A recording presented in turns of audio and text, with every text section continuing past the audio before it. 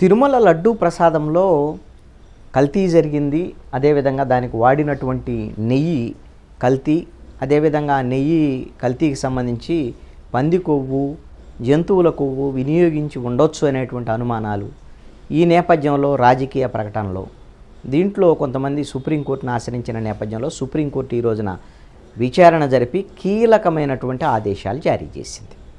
ఇది ప్రపంచవ్యాప్తంగా వందల కోట్ల మంది తిరుమల తిరుపతి దేవస్థానానికి సంబంధించినటువంటి తిరుమలేశ్వరుని భక్తుల మనోభావాలకు సంబంధించినటువంటి అంశం కాబట్టి ఈ అంశం మీద ఒక ఉన్నత స్థాయి విచారణకి సుప్రీంకోర్టు ఆదేశాలు జారీ చేసింది. ఈ ఉన్నత స్థాయి విచారణ ఏదైతే సిబిఐకి సంబంధించినటువంటి డైరెక్టర్ ప్రవీణ్ సూద్ ఒక 5 సభ్యుల్ని ఈ దర్యాప్తుకి ఆయన సూచనలు చేస్తారు.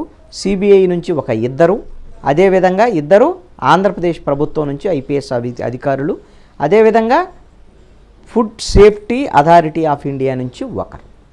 ఈ 5 సభ్యుల స్వతంత్ర దర్యాప్తు సంస్థ మొత్తం దర్యాప్తు జరిపి కేంద్ర ప్రభుత్వానికి నివేదిక ఇస్తుంది. దీని మీద సుప్రీంకోర్టు తర్వాత పర్యవేక్షించేదానికి అవకాశం ఉంటుంది. ఈ కేసు యథాతథంగా ఇంకా కొనసాగిద్ది. మధ్యలో ఉండేటువంటి అంశాలు ఏమైనా వచ్చినా సరే, దీని మీద అభ్యంతరాలు ఉన్నా లేదా ఇంకోటి ఉన్నా సరే, ఈ కేసు యథాతథం కొనసాగిద్ది.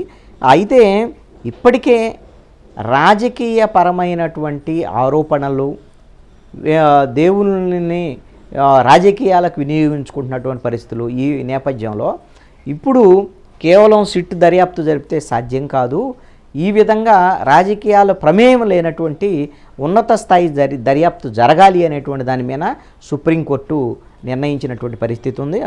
దీంతో సిబిఐ నుంచి ఎవరు అధికారులు ఉంటారు, సిబిఐ డైరెక్టర్ ప్రవీణ్ సూద్ నిర్ణయం ఆయన నిర్దేశించిన ప్రకారంగా 2 ఏ స్థాయి అధికారులు ఉంటారు ఏంటి అనేది సిబిఐ డైరెక్టరు ఆయన సూచన చేస్తారు. అదేవిధంగా ఆంధ్రప్రదేశ్ నుంచి ఎవరుంటారు, 2 ఐపీఎస్ అధికారులు. ఇప్పటికే ఆంధ్రప్రదేశ్లో సిట్టు వేసింది. గుంటూరు రీజియన్ ఐజీ త్రిపాఠి నేతృత్వంలో సిట్టు వేశారు. ఈ దర్యాప్తు మధ్యలో సిట్టు ఆగిపోయింది. ఎందుకు? సుప్రీంకోర్టు జోక్యం చేసుకున్న నేపథ్యంలో. ఇప్పుడు ఆ సిట్లో ఉండేటువంటి 2 అధికారులనే ఆంధ్రప్రదేశ్ ప్రభుత్వము, పోలీస్ శాఖ, మరి ఇప్పుడు సుప్రీంకోర్టు వేసినటువంటి ఈ బృందంలోకి 2ని సూచిస్తుందా, లేదా ఆ సిట్లో వాళ్ళ లేకపోతే వేరే వాళ్ళ అనేది వాళ్ళ ఇష్టము. అదేవిధంగా food safety authority of India నుంచి 1 ఉంటారు. దీని ద్వారాగా ఈ 5 ఎవరి డైరెక్షన్లో పనిచేస్తారంటే సిబిఐ డైరెక్టర్ ప్రవీణ్ సూద్ డైరెక్షన్లో ఈ దర్యాప్తు కొనసాగబోతోంది అనేటువంటిది చాలా స్పష్టంగా సుప్రీంకోర్టు స్పష్టం చేద్దాం. బహుశా ఈరోజు సాయంత్రానికే ఈ విధమైనటువంటి దర్యాప్తు సంస్థ ఎవరుంటారు దీంట్లో అనేటువంటి దాని మీద ఈ సాయంత్రానికే ఒక నిర్ణయాన్ని ప్రకటించేదానికి అవకాశం ఉండొచ్చు సిబిఐ. ఆ ప్రకటించిన తర్వాత వాళ్ళందరూ కూడా ఈ దర్యాప్తు బృందానికి సంబంధించినటువంటి 5 అధికారుల ప్రకటన తర్వాత వీళ్ళు సమావేశమయ్యి ఈ సమావేశం తర్వాత ఈ దర్యాప్తు ఎలా ఉండాలి ఏంటి అనే దాని మీద నిర్ణయం తీసుకునే దానికి అవకాశం ఉంటుంది. ఇప్పటికే ఎన్డీడీబీ నుంచి ఒక రిపోర్ట్ వచ్చింది. ఏది? జూలై 12వ తేదీన కొన్ని నెయ్యికి సంబంధించినటువంటి నమూనాలను పంపిస్తే ఒక 4 ట్యాంకర్లకు సంబంధించి వాటిని జూలై 23వ తేదీన ఎన్డీడీబీ రిపోర్ట్ ఇచ్చింది. కొన్ని జంతువుల అవశేషాలు దీంట్లో కలిసి ఉండొచ్చు అనేటువంటి అనుమానాన్ని వ్యక్తం చేసింది.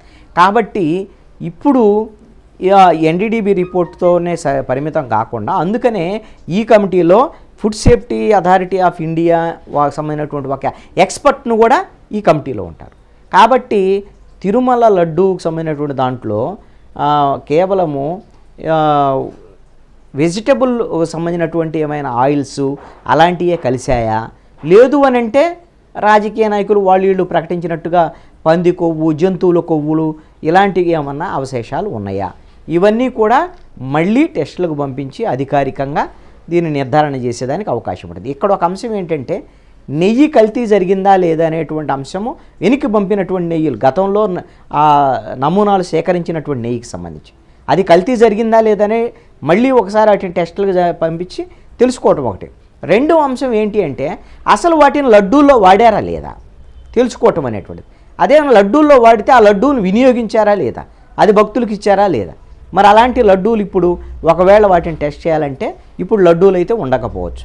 కాబట్టి అసలు ఆ కల్తీ జరిగినటువంటి నెయ్యి లడ్డూల్లో వాడబడిందా లేదా అనేటువంటిది తెలుసుకోవటం అనేటువంటిది ముఖ్యం. దీంతో పాటుగా అసలు ఏఆర్ ఫుడ్స్ అనేటువంటి సంస్థకి టీటీడీకి సంబంధించినటువంటి వాళ్ళు ఏ విధంగా కాంట్రాక్ట్ ఇచ్చారు, ఆ కాంట్రాక్ట్కి సంబంధించినటువంటి నేపథ్యం ఏంటి, ఏఆర్ ఫుడ్స్లో ఏ విధంగా ఈ విధమైనటువంటి కల్తీ జరిగిందా లేదా అనేటువంటి అంశాల మీద తిరుపతిలో నమోదైనటువంటి ఎఫ్ఐఆర్కు అనుగుణంగానే ఈ కేసు మొత్తం కూడా ఇప్పుడు ఈ దర్యాప్తు సంస్థ కూడా దాని కేంద్రంగా మొత్తం విషయాలన్నింటినీ కూడా దర్యాప్తు చేసి కేంద్ర ప్రభుత్వానికే నివేదికిస్తుంది, సిబిఐ సంబంధించినటువంటి అంశం. కానీ దీని తర్వాత సుప్రీంకోర్టులో ఈ కేసు సంబంధించినటువంటి విచారణ యథాతథం కొనసాగిద్ది. కాబట్టి మళ్ళీ సుప్రీంకోర్టుకు కూడా ఈ నివేదిక ఇచ్చేదానికి అవకాశాలు ఉండొచ్చు.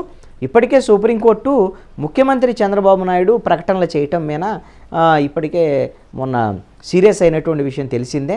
అసలు లడ్డూలో కల్తీ జరిగిందో లేదో తెలియకుండా, జంతువుల అవశేషాలు ఉన్నాయో లేవో తెలియకుండా రాజకీయపరమైనటువంటి ప్రకటనలు చేయటం భక్తుల మనోభావాలకు సంబంధించినటువంటి అంశం అనేటువంటిది చాలా స్పష్టంగా చెప్పినటువంటి నేపథ్యం. అందుకనే ఇప్పుడు రాజకీయాల ప్రమేయం లేనటువంటి ఒక స్వతంత్ర దర్యాప్తు జరిగేటువంటి విధంగా సుప్రీంకోర్టు ఆదేశాలు జారీ చేసింది.